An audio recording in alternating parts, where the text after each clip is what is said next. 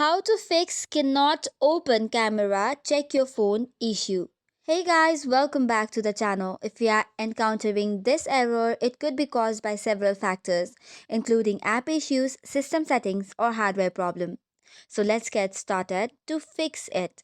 First of all, restart your phone by closing all of the background application and then restarting it.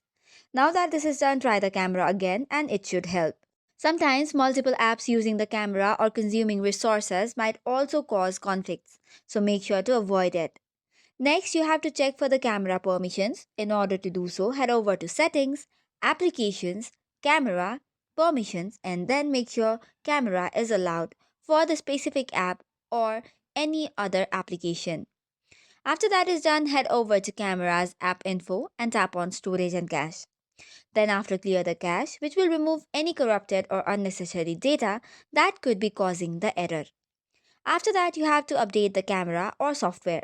You can visit Google Play Store or App Store to check for updates to the camera app. Similarly, you can ensure your phone software is up to date by going to Settings and Software Update.